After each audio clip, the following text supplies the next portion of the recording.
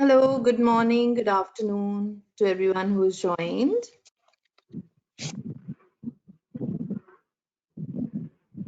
I can see there are 21 people on the call, so while everybody joins, I'll give people another 2 to 5 minutes to join. I'm just playing some music for all of you.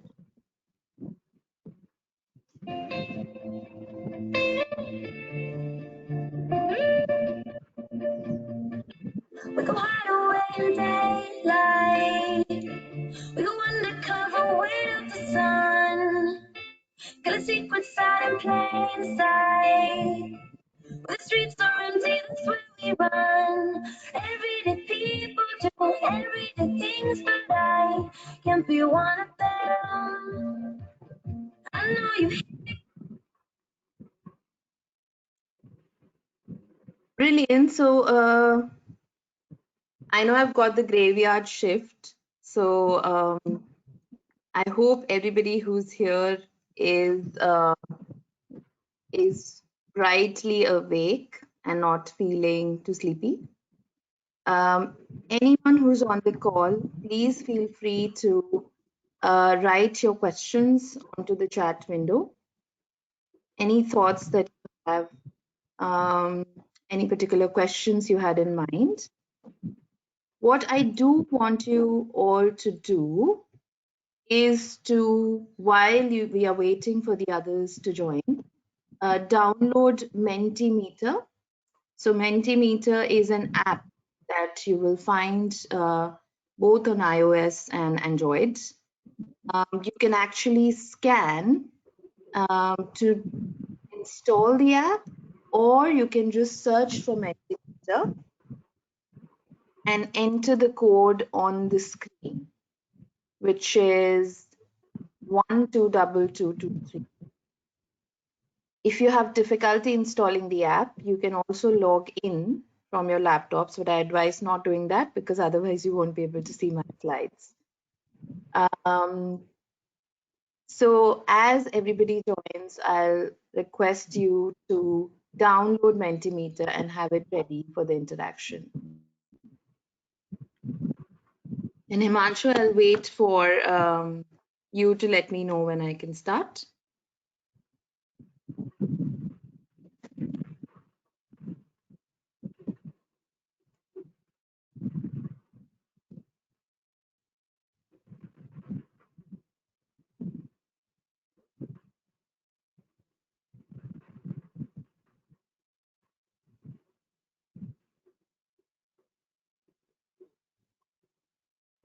Okay, so I think a minute more and then we should start. This will be 5 minutes into the call.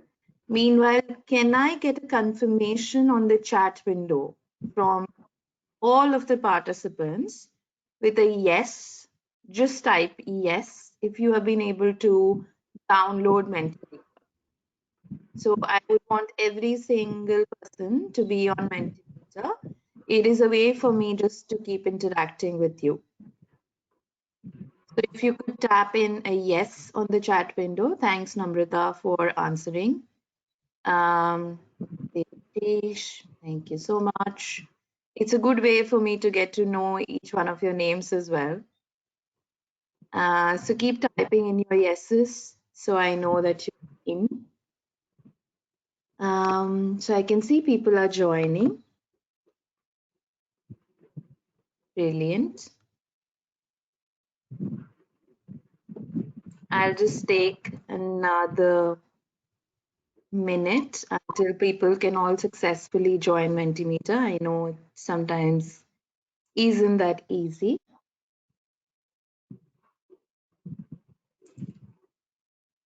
So a minute more and we will start. Meanwhile, everyone who has joined the call, please download Mentimeter and enter with the code on the screen. It is 122223. Anyone is having any issues joining, you can also type that into the chat window. Okay, brilliant. I'm guessing most of you have been able to join because I'm not seeing any no's yet. And if there are any no's, then I think Himanshu will let me know. So I guess we are all good now. So on that note, let me begin. What are we trying to learn? I would say learn. I'm not trying to teach anything. I'm just trying to share my experiences. But before that, I will introduce myself so you know me a little more as a human being, more than this picture on the slide. Um, so I have been with Unilever for 7+ years now. I joined fresh out of college from XLRI Jamshedpur. I did my postgraduate diploma in human resource management from XLRI. Before that, I was a computer science engineer who worked with TCS and IBM. So I have a total of 10+ years of experience and very interesting years of experience with Unilever. I think I heard someone talk. I don't know if there's any questions, but I hope you can all hear me all right. So just checking it with Himanshu, and if he can't, he'll let me know. Um, right, so that's a little bit about my done various roles across the spectrum of HR. I started off as a talent acquisition manager, fresh out of college, had to set up a team of 10 people and achieve some really ambitious targets in a very short span of 6 months. And I was in Bangalore at that time. After that, I moved on as a unit HR manager. So I was responsible for an entire factory of 300 blue collar employees, 150 consultants. And we made both tea and ice cream. So, two very different products, two different production units. A very, very interesting experience because I was in Calcutta, and Calcutta is the hotbed of unions, negotiations, and all of that. So that was a really interesting experience. After which I moved into a global role as the global learning manager for a function which is spread out across the world with presence in almost all countries that Unilever is currently working out of. So that gave me my first experience of working in a completely virtual world where my team, my boss, my stakeholders were all over in every corner of the world.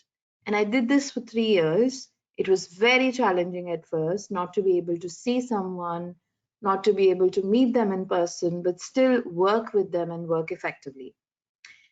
And after that, I have moved into London. So I was in Bangalore. Now I'm based out of London as the global HR business partner for a team which is called Information and Analytics, which is something that all of you would have heard by now, the word called data science. So we have a lot of data scientists, data experts, product managers who are a part of this team, again, spread out all over the world.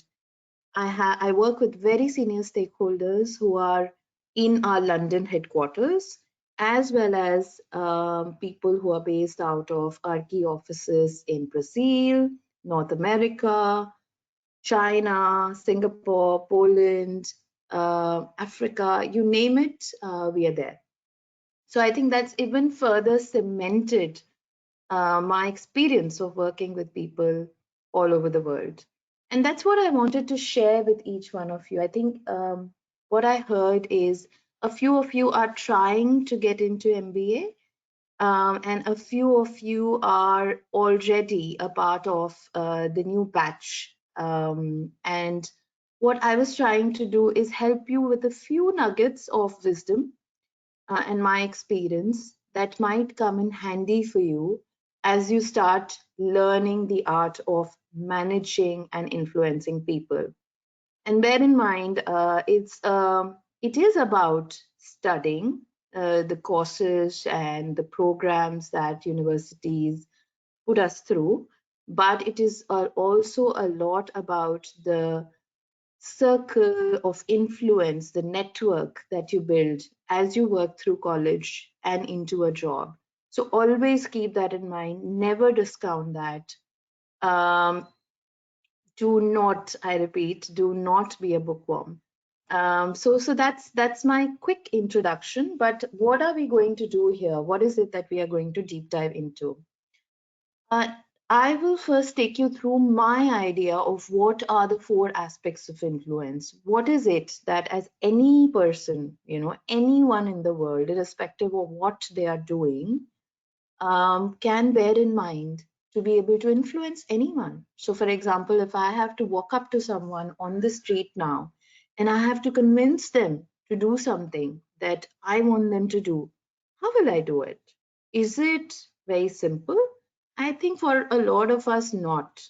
But there is a little bit of a trick or a hack to it, which you can keep in mind.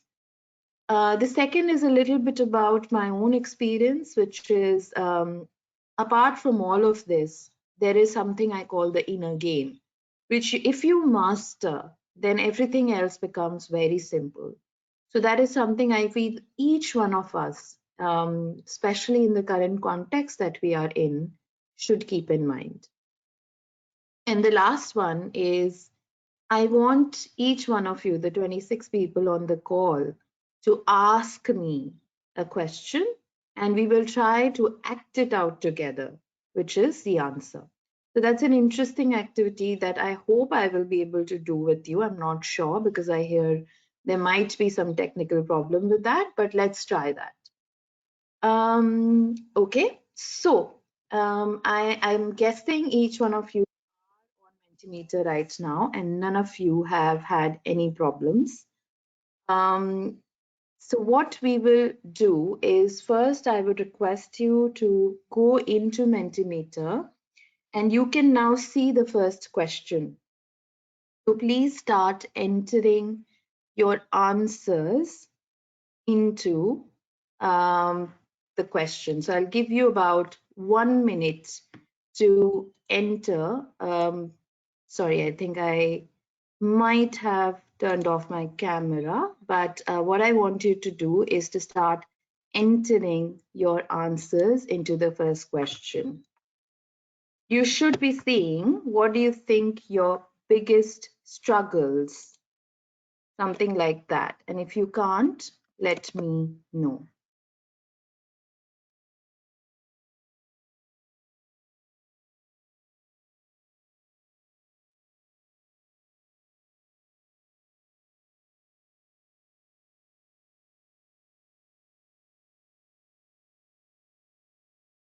I'm giving you a minute to answer the questions on the screen before we get into the actual presentation itself.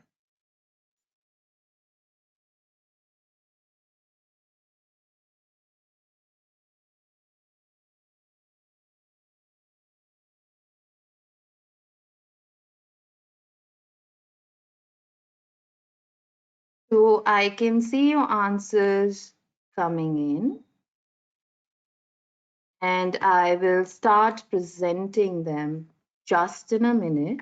I'm just giving you time to answer the question. I can only see 3 people on Mentimeter, so I'm a little worried about the rest of the 23 people. Can we all try to get into Mentimeter, please? I can see 3 people on Mentimeter. So if any of you are having any issues,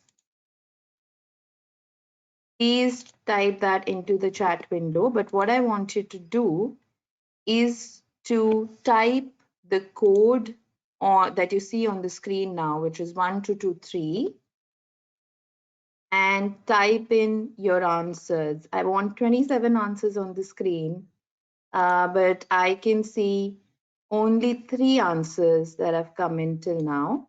So could the others please type in their answers? The question is, what do you think your biggest struggles during working anywhere going to be? Okay. So on that note, I've given, I think, quite sufficient time for everyone to type in their answers. Let me present what people have written so far. So I hope you can see the screen right now. So somebody has said adopting to a new environment. I think I hope that you can see my screen. So someone has said adopting to a new environment. Great. I think absolutely that is going to be a struggle for everyone. Collaboration with other members in the company. Yes, of course, that is fair point. Everyone has different working styles and it's not easy to adapt to them. So we have to find a way to do that. Let's pick that up in the end, actually, when we unmute lines and see how we do that. If you like that work or not, yes, fair point. If you don't like the work, then it's going to be tough to be able to do a good job at it. So, completely with you. The kind of lifestyle, the traditions, yes, I think what you're trying to say is the culture of the company. So, fair point there. Um, Trust. The biggest struggle I come across is trusting the person in a daily environment.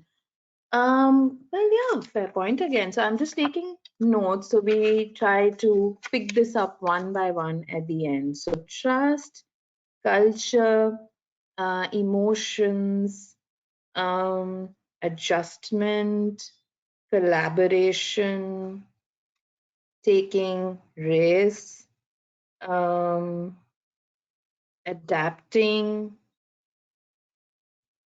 culture, okay, not being respected for my work and getting stuck due to the glass ceiling, okay, respect and inclusion, right? Um, okay, not being respected, culture shock, trust.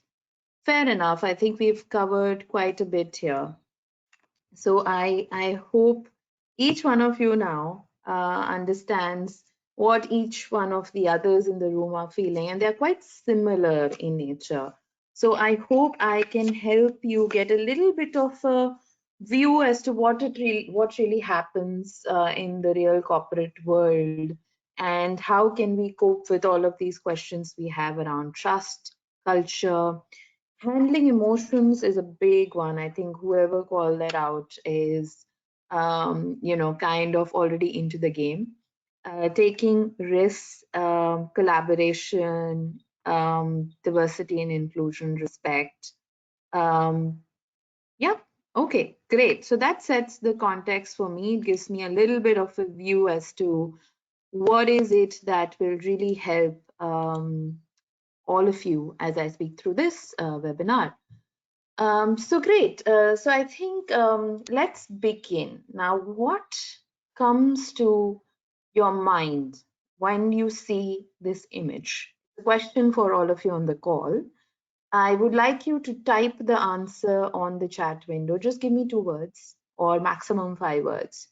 What comes to your mind when you see this image, which is there on your screen right now?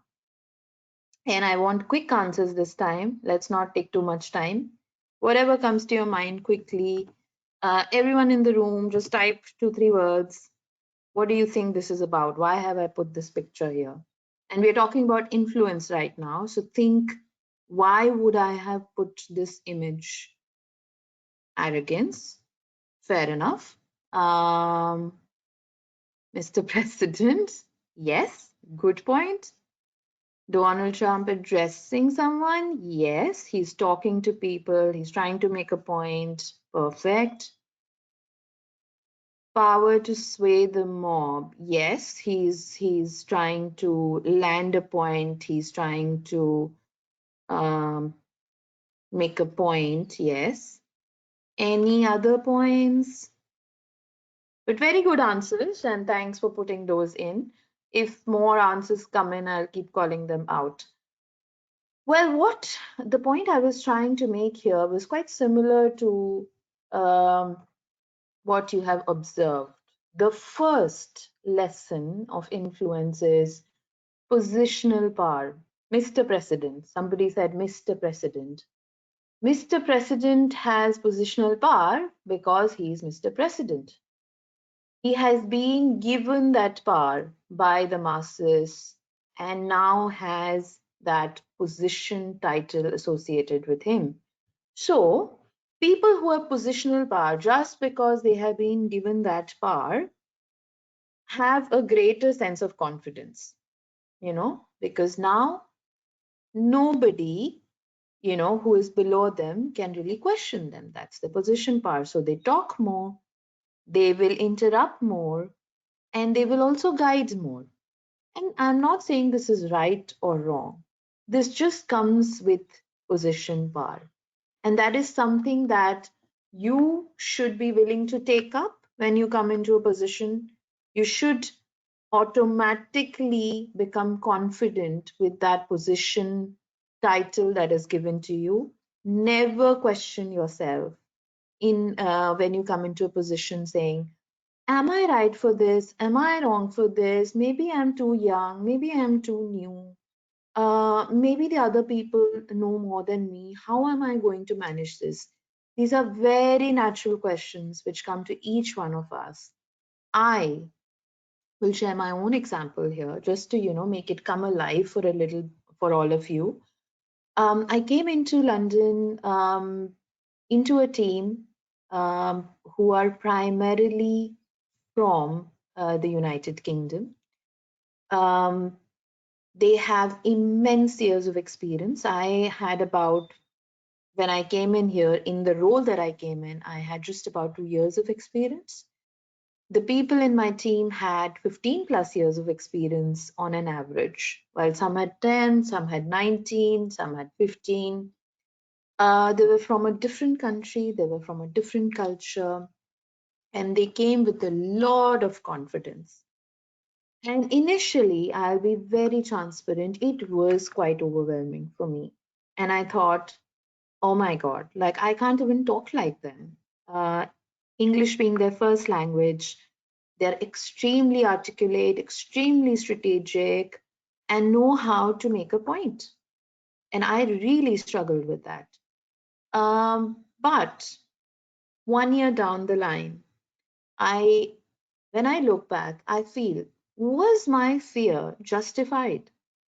Actually, it wasn't. I should have just assumed that I have been selected for this role for a reason and I will do a brilliant job at it.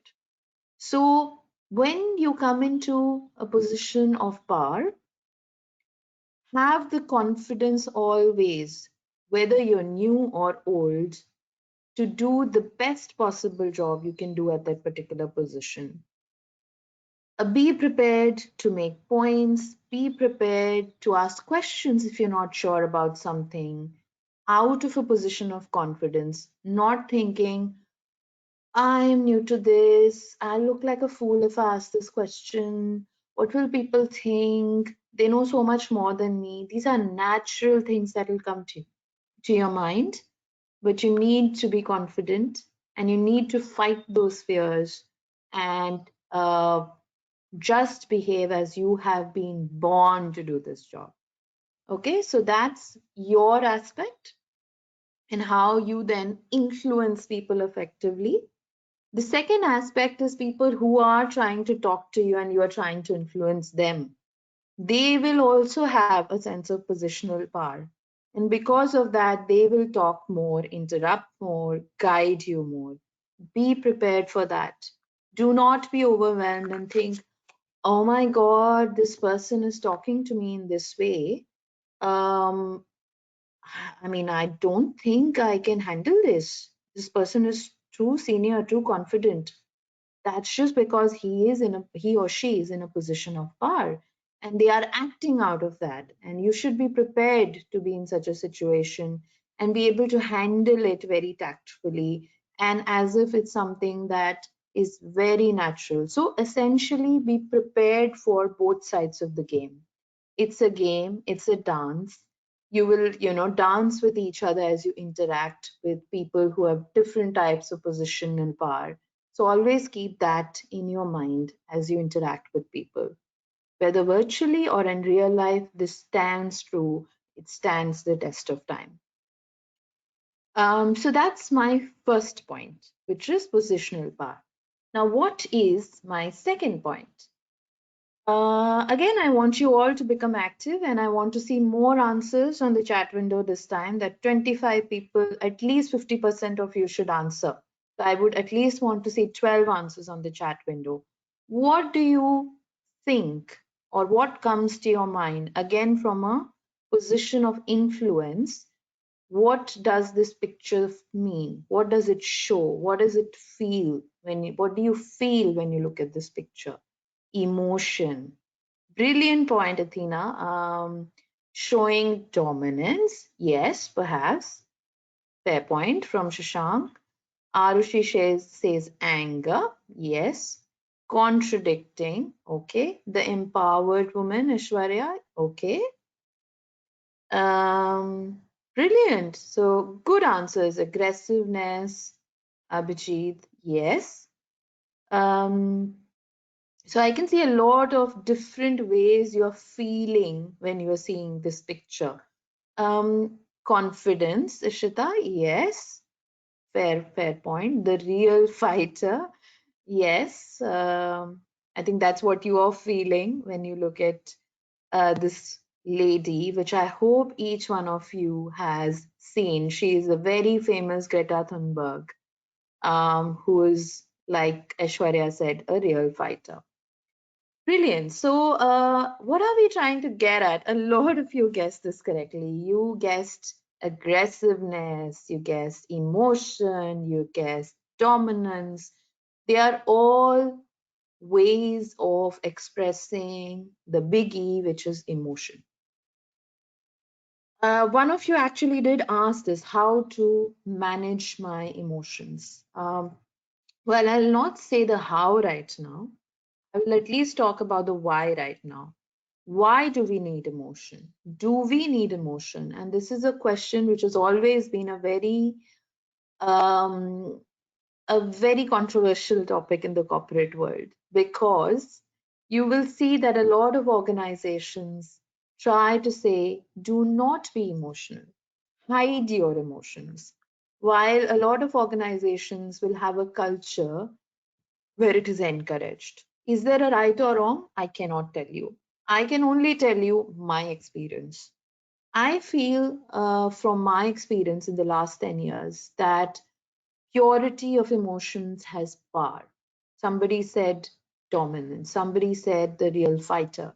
This lady is able to show her emotions and use that to create emotions in her audience. She is able to use the power of her emotions to drive an entire masses of people, and that is her real power. So when you work or when you interact with anyone, doesn't matter professionally or personally, if you tell the story of your soul, if you are coming out of a if you're coming from a position where you really believe in what you're talking about, where you're passionate about what you're working on, it is going to silence positional power. We all remember that iconic picture where Greta was looking at Trump. That is emotion silencing positional power. An example that I can share from my work life is I came into the tea and ice creams factory in Calcutta, not knowing what I was supposed to do, never worked in a factory before. Forget about being the biggest HR authority in the factory. So I was the whole and soul in terms of being the the head of the factory from an HR perspective. So the employees used to come to me, the union leaders used to come to me, I used to speak to politicians, I used to speak to the factory manager. And I mean, I was again a little, honestly, when I came into that, I was a little overwhelmed, thinking, how will I do this? I'm just a kid. But positional power combined with emotions helped me believe that I was doing what was right. There were several instances when I used to dig my heels in the ground and tell the factory manager, who was the most senior person in the factory, that I think what you're doing might not be the best way to do it. Let's keep the employees at the heart of what we are doing. I conducted an event where I invited students who we used to actually, we had been working with a blind school where we used to take our employees and we used to play a football match in the school. So there was a football ground. We used to rent their football ground and we used to play football matches there. So this was a tradition in the factory. I asked them, you come to this blind school, you have been playing here for so long. What is the activity that we have done actually with the students of the school? And the answer was, we never thought about it. And I was amazed because it was such a simple thing. You're going to a blind school, there's students there. Maybe they weren't present there because they used to play on the holidays. But how didn't we think about this? I think the answer was I believed in that cause. I was passionate about emotions. I wanted to bring a human touch to the factory. I wanted to connect with my employees. I wanted my employees to connect with people, with the community near the factory. And this was our community. So we decided we will invite the students of the blind school to the factory. We will show them the manufacturing process. We will show them how tea is made. We will show them how ice cream is made. And we will also let them show their skills.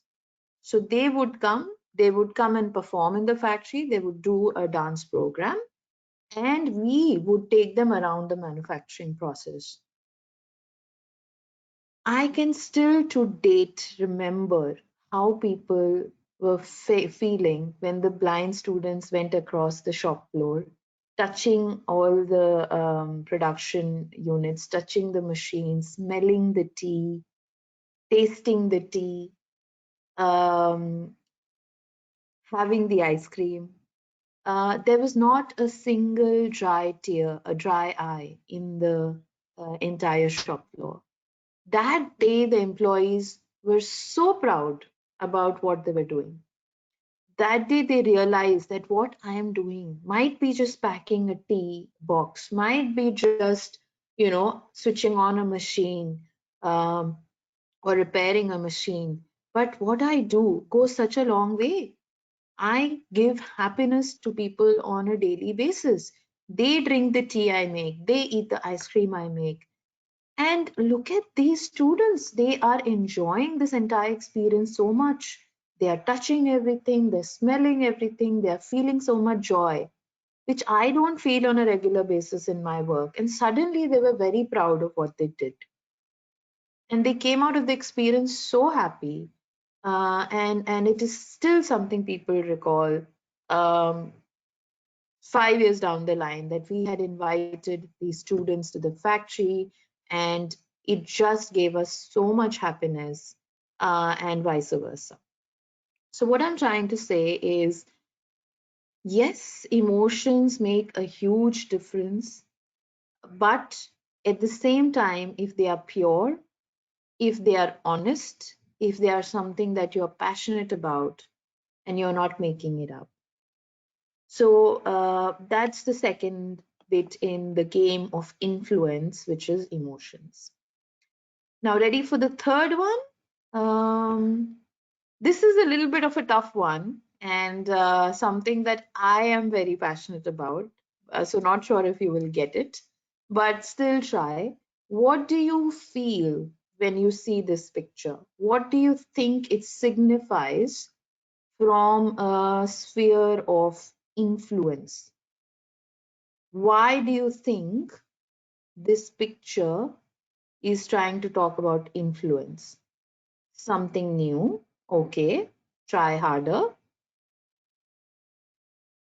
Unique, being out of the box. Passion, okay, we've covered passion. Looking down on someone, no, not really.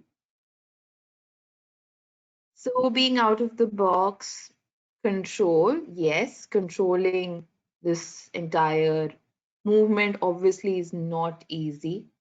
Balance in different parts of life. Mm, think a little harder. What does this person who each one of us know, Michael Jackson, signify? What does he stand for? How do we remember him? What is he really famous for? Dance, okay. Best in his field. Somebody is getting there, okay. He's famous for his moonwalk. Yes, agree. MJ famous for his moonwalk, right? Yes. Passion already covered, so I won't talk about passion again. Okay, brilliant. I think all of you have tried signature dance. Yes. His attitude, strong person. Okay. Right. So I think we've got a lot of answers, but keep them coming. I can still see them. Well, it stands for expertise. A lot of you tried to get there where someone said signature move, someone said best in his field, someone said known for his moonwalk, someone said dance. Yeah. So when you think dance, and this was a little bit of a tough one, so don't feel bad if you didn't get it. But I'm personally very passionate about dance, so I put it there.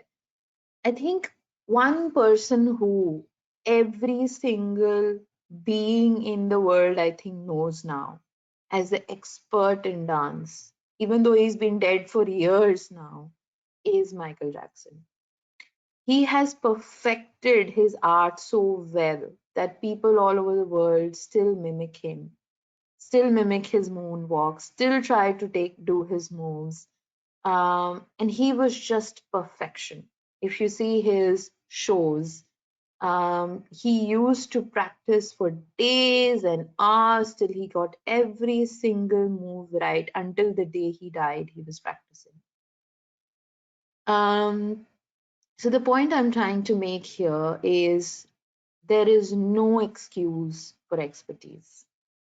You might have positional power, you might be passionate, but if you don't have expertise, if you don't understand what you're talking about, if you don't bring something to the room which is your unique flavor, your unique signature, um, it's going to be difficult to influence people.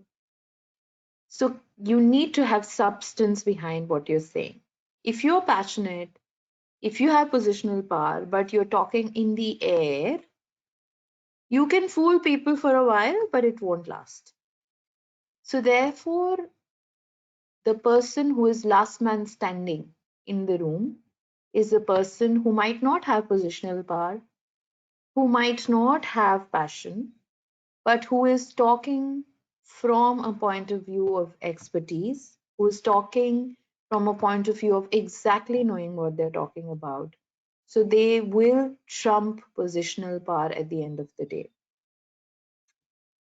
Passion plus expertise is much greater than positional power. The point I'm trying to make is if you join afresh into a job, into a university, wherever you join, irrespective of the fact, sorry, I'm just trying to move my window a little. I'm saying if you come with expertise and passion, then have the confidence to be the person in the room, last man standing. So the point I'm making is there is no excuse for hard work. There is no excuse for knowing your subject or content, which means that if when you join a university or you join a job, please put in the hours that is needed to understand each and every detail of what you're doing. You have to burn the candlelight. You have to put in those hours. Yes, smart work is the name of the game nowadays, but first you need to know the details and then you need to start acting smartly. So I was given the task of building a learning program for all of Unilever. all of Unilever. And Unilever is 1.5 lakh plus people all over the world, with about 60,000 people who have access to computers, and this learning platform that we had. And I was given the task that you have to make a program that will help each and every person in Unilever understand what is analytics. And I didn't know where to start. I was just very confused at the starting, thinking, what do I do that 60,000 people will find useful? So I deep dived into the content. I did a very thorough as assessment. I tried to understand what is it that we already have in place. Who are my customers? What are the different things they are doing? What is it that they really want when they say, I want to learn analytics? What is their preferred style of learning? How do I build something that they will really find useful? How do I make it something that they will relate to and not just something that is up in the air? So I really got into the details. I myself started learning analytics. Till date, I know the different types of analytics, though I don't need to know about it because I am actually in HR, I'm in human resource, but I know it. I know the subject at least from a foundational level. And that's the kind of expertise that I'm talking about building. I'm not saying it's the perfect way, but I'm just saying that I tried to build expertise in the field. I tried to understand each and every nuance of the customer as well as the product that I was building for them. And therefore, when the chief learning officer, who is just one level below the chief human resource officer of the world, I'm not talking about India, of the world, asked me that, is this the best way to do this? Because, why can't we just make one big program? I said, no, we will make 50 small 2-minute videos that people can consume in bite-sized pieces when they're on the train, when they're on the bus, when they're stuck in traffic. Let them just open up their apps and see one video, understand it, consume it, reflect on it, and when they have time, come back to the second one. We will do that. We will not make a huge, boring 2-3 hour video. I had, by the time, understood my customers so well that I was able to say no to the chief learning officer. So I think that the point I'm making here is no excuses for expertise. Make sure that you know your subject really well, wherever you are, whether you're a student, whether you are working in a company, whether you are also doing something just out of passion. Practice. Deep dive. There is no excuse for not knowing your own subject. So that was my third point. And there is a quiz coming up very soon. So make sure you remember all the 3 points. So now ready for the fourth point?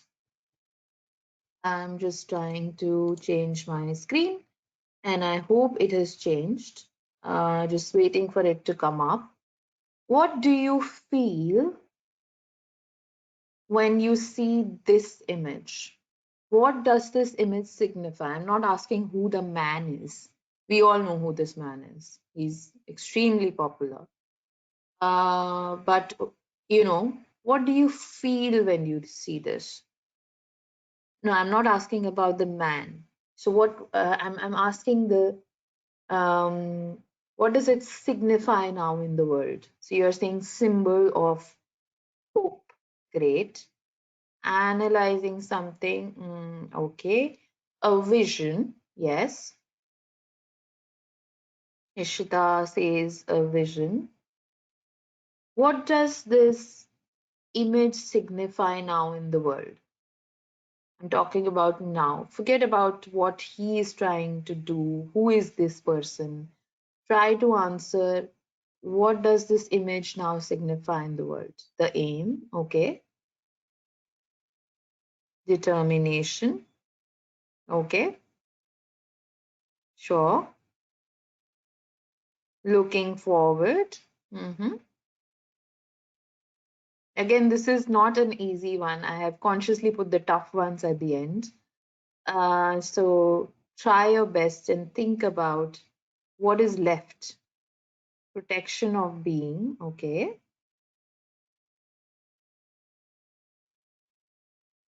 Any other answers?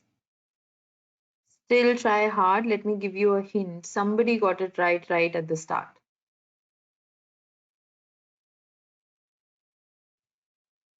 Okay, I guess people have given up now because I'm not seeing new answers. We'll go to any extent. Any other answers? I'll give you another 30 seconds. Just keeping a watch on the time as well. So we have 15 more minutes, and I do want to give some time for interactions. Vision. Okay, right. So on that note, this is a tough one, so don't worry if you didn't get it right. Well, it is the dance of human interaction that I'm going to talk about. This person wasn't signifying or is doesn't symbolize someone who is very good at human interaction or not. I don't know. But what I do know is this image a lot of you have seen before, and they elicited a lot of emotions within you because it is a symbol. It is a symbol, it is a non-verbal signal. You just put this image anywhere on a t-shirt, on a bandana, on a wall, on a cafe, and immediately you feel free, revolutionary. You feel like this cafe is cool, or we can do what we want, or we feel liberated. So this image has started signifying a lot of things over the years, even though it doesn't talk. It doesn't, come and sit with you and speak to you, but it still influences you. The point I'm making is, irrespective of whether you have positional power, whether you have emotions, whether you have expertise, if you are able to master the art of human interaction, which is called pas de deux, which is the dance between two beings, by sending non-verbal signals, by reciprocating to each other, by mirroring, or by talking about peer power, you can still influence the other person very easily. The point I'm making is, for example, right now I'm talking to you. I hope you can see me. If I had my camera off, half the things that I was saying, you would have not listened to. I'm sure a few of you are on your phone right now. I'm sure a few of you would have slept off. And it would have just been a very boring session. But because I have turned on my camera, you can see me, you can see my eyes, you can see my movements. You are paying a little more attention to me. And therefore, it is very important that you learn non-verbal signals. How do you smile at the other person and make that person feel so important that they will do what you're asking them to do? How do you create a connection between you and the other person without even knowing them? You walk up to a person on the street and you strike a conversation and you become friends. How do you do that? There are some ways to do that. One is the non-verbal signals. You make that person feel that you like them. Pass a smile, like Ishita said. A smile instantly creates a connection between two people. A principle of reciprocity. What does that mean? If you give someone something very simple as a cup of tea, you are in office, both of you are working next to each other, you're going to get a cup of tea, you say, "Can I get you a cup of tea?" And you give them that cup of tea. Instantly, the other person feels cared for. The next day, they will get you a cup of tea. So, the principle of reciprocity Do not discount that ever. Each one of us, not each one of us, but most of us are so much into our work. I have done that a lot. Into our work, into our studies. We forget about the other person. We forget about being concerned, compassionate. There are very small things that you can do to build connects with other humans. It doesn't ask for much. But that connect goes a very long way in influencing them. So, principle of reciprocity, do as to them as you would want them to do to you. It's a very famous line we have heard since we were kids, but we forget about it. So I'm just reminding you those basic fundamentals, that however much senior you become, however powerful you become, never forget these simple little things in life. And the fourth one is mirroring. Mirroring is it's very simple. I'm not asking you to do it out of a fakeness, but it generally comes out of respecting the other person. You will observe that when you really like someone or you really respect someone, you start behaving like them, right? If you like Tiger Shroff, you'll start dancing like Tiger Shroff. It's very tough, it won't happen, but you'll at least try.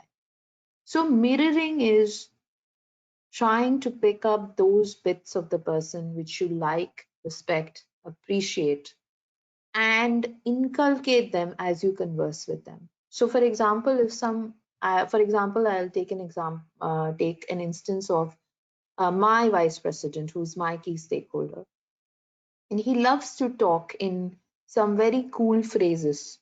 So, for example, he will say, "Yeah, this is the big picture, but let's double click into it." It's a simple phrase where he wants to get into details of things. He likes to get into details of things. So now when I talk, I also say, let me show you the double click of this. So I'm picking up these phrases that he likes and I'm repeating them, which one is mirroring. So he knows I'm paying attention to what he's saying. Secondly, I'm talking his language, so he understands that better. And thirdly, I'm also picking up something as a part of my own learning. I not only use it with him, I use it in some other places also. And it's a very nice way to talk about something which is very commonplace. So that's an example I gave you of mirroring. And the last one is peer power. Peer power is simply, it's not peer pressure, it's peer power. It is simply just using examples of people around you who would have done something similar that you are trying to get done. An example is, you are trying to execute a program which the person in front of you doesn't want to do, or you are trying to run a fest in the campus which your professors are not allowing you to do. How do you influence them? You use the example of a few other instances of these fests in other colleges. Oh, this happened in IIT, this happened in XLRI, this happened in IIM. It was very good. We had 20 other universities attending, and we had 20 other offices joining in. It created a good it created a good brand for our university. So you use examples of what has been done by other peers to influence the person in front of you. So these are some different tips and tricks I am giving around human interaction itself, which is not related to what I've spoken before. Positional power, emotions, no, not too much. Expertise, no. But just the way you interact with the person in front of you. It's extremely, extremely important. And the last piece of the puzzle. The example that I will give you is making friends in a new country. I think I've already spoken you through that, but I came into the UK. I have never lived here before. I've come here quite a few times, but the first time that I really started living in a new country, I didn't know a soul. I have no relatives here, I have no friends here. But I would make it a point to go out of my way and attend events, webinars, workshops, activities, um, tracks, with events where speakers would come in, and make it a point to reach out to people who I didn't know, and use all these different tips and tricks that I spoke about. And that made my life very easy. I made quite a few friends, and I have therefore made this country my second home. So that's just a little example, but this is for me the last piece of the puzzle. Right. So on that note, what I want you to do is to go back to Mentimeter, and you will see the second question come on the screen. If you can't, then please do type that on the window and let me know that you can't see the second question, but you should see a mini quiz which says, what are the four elements of persuasion? I hope all of you can see that on your screens. And you need to go to your phones, click on Mentimeter, and answer the questions. So I can see answers flowing in, and I'm also presenting my screen. I can see 8 people on Mentimeter. I think quite a few of you are struggling to get in for some reason, because there are 24 people, but only 9 responses so far. I would ideally at least like to see 20 answers on the screen, because otherwise I'll not know if you were listening or not, or if you even paid attention. So please try to get into mentimeter.com. So you need to type out www.menti.com if you don't have the app installed, and you need to use the code 122223.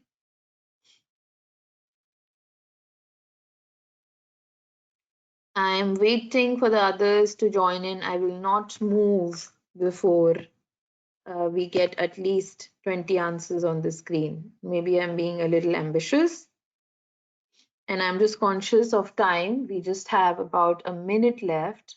So I think question to you, Himanshu, would be, can we extend by 5 minutes, or will the webinar automatically shut? If you could just reply to me, that will be great.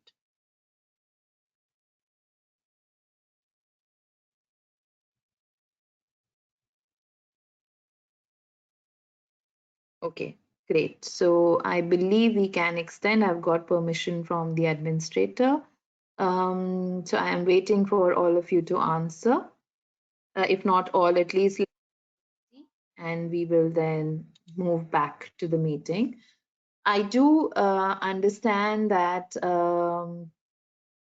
we have run out of time, but I will just take another 10 minutes of your time, if you allow me to. 10 to 15 minutes. This is a graveyard shift. A lot of you would be half asleep. But I'll just take 10-15 minutes of your time to wrap up, and also to take any questions that you would have. Okay, so on that note, we have 15 people answering. We didn't get to 20, but that's okay. If any of you can still log in and answer, keep answering. I will still be able to see the answers. But we can see the answers on the screen, and yes, you can see the top answer, which is the correct one. So positional power, dance of human interaction, passion or emotion, and expertise. That is indeed the right answer, with the most answers on the screen. So I'm glad to see that most of you have been paying attention. Brilliant. So that's how we wrap up, and I try to share a few nuggets of my own experience and wisdom. But the last point that I want to leave you with, which trumps everything else that I spoke before, can you guess what it is? And maybe you can start typing on the screen furiously so that we don't waste too much time. What do you think is the last element or the trump card of this puzzle? Yoga, okay. Relaxation, introspection, balance, health, yes, yes. Peace, tranquility, cool, meditation, yes, brilliant. Yes, that is the trump card, the inner game. I call it the inner game. Each one of you tried to say it in different ways, but you were all right. If you don't have your inner game right, especially, you will start feeling it in today's times when everything is so uncertain. Nobody knows what will happen. Nobody knows what the future is. All the other things will fail if you don't have your inner game correct, which is you accept yourself as you are completely. You have a routine which you follow like the plague. Even if the world would come to an end, you would still wake up, you would still brush your teeth, you would still have a bath, you would still sit down and meditate. Um, you would always keep learning because when you meditate, when you accept yourself, you become a child and you therefore are so curious that you are always learning all the time. Everything is new to you. You don't see things like, oh, I know this, oh, I know that. Everything is fresh, everything is new. And that's why you absorb like a sponge. You learn every second, every minute, and you are in the company of titans. What I mean is because you're learning from everything, you're reading great books, you're listening to great podcasts, you are coming into webinars like this and making time for yourself. You're focusing on yourself, on your inner game. You are in the company of titans, and every single second you're growing. What I mean by that is the inner game is the most important thing. Whether you are a student, a professional, a rock star, it doesn't matter. If you don't have your inner game right, your power, your fame, your sphere of influence will be temporary. Someday it will break. And therefore, make sure that you are putting those 5 to 15 minutes a day. It's not too much, but make it a rule. Like you brush your teeth, you should be meditating. You should be focusing on your inner self. You should be taking out time for yourself. We all love our parties. We all love our friends. We all love the music and the dancing. I do it myself as well. But I still make sure that I make time for meditation. Today in the morning as well, before the webinar, even though I had really less time, I did make sure I did my 15 minutes of meditation. And that's what is keeping me through. I haven't seen a soul in the last 30 days. I'm in London. I am self isolated, and I haven't interacted with a single friend, family, or relative in person for the last 30 days. As an Indian, you know how tough that is to do. But I have touched black, not had any issues so far. And I think the only reason why that is because I am keeping up my routine of meditation, yoga, exercise, learning, keeping the company of titans. So that is what I will leave you with. Whether you have those 4 points or not, make sure you always have the inner game in place. Your inner game should be bang on. You should be really hitting all sixers in the inner game, and then you start looking at the four things that I spoke about. So on that note, I am completing my webinar, and what I would like you to do is go back to Mentimeter and give me your feedback, and also start asking me questions on the chat window if you want to. I did want to interact with you guys. I'm not sure if Himanshu is able to do that. If you can unmute everyone, Himanshu, and you feel like asking any question, you're welcome to. But at the same time, please do also give me feedback. I really value your feedback. I would love to know if this really helped you and whether there's something I can do differently next time. So please give me your feedback and yeah, and feel free to ask me questions either on the chat window or unmute yourself. I don't know if Himanshu can unmute you all and ask me questions.